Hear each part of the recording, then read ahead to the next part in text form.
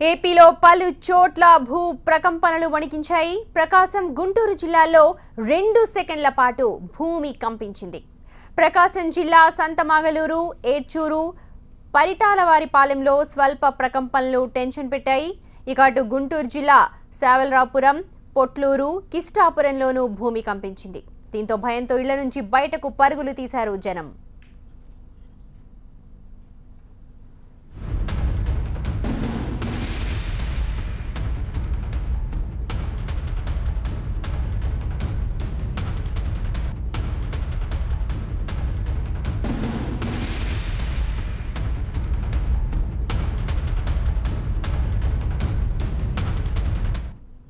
మా ప్రతినిధి నాగరాజ్ మరింత అప్డేట్స్ అందిస్తారు. నాగరాజ్,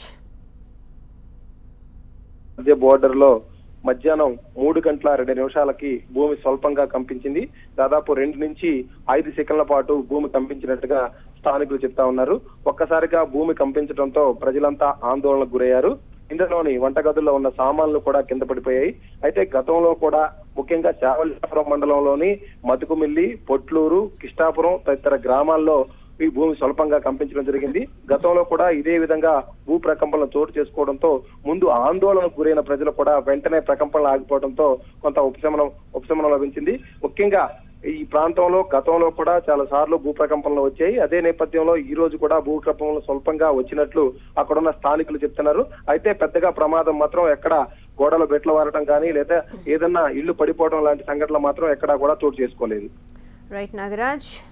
ఏపీలో పలు ప్రాంతాల్లో ముఖ్యంగా గుంటూరు, ప్రకాశం జిల్లాలో 2 సెకండ్ల పాటు భూమి కంపించింది. భయంతో జనం బయటకు పరుగులు తీశారు.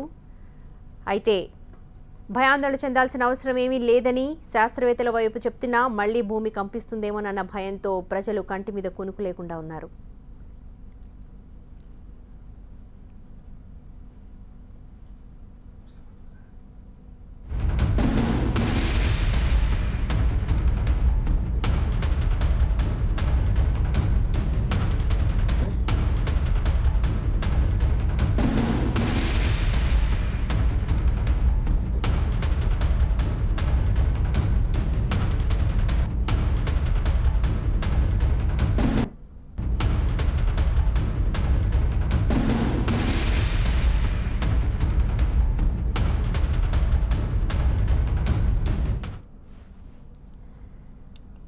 ఏపీలో పలు ప్రాంతాల్లో ముఖ్యంగా ప్రకాశం జిల్లా, గుంటూరులో భూ ప్రకంపనలు అక్కడ జనాన్ని వణికించాయి. ప్రకాశం, గుంటూరు జిల్లాలో 2 సెకండ్ల పాటు భూమి కంపించింది.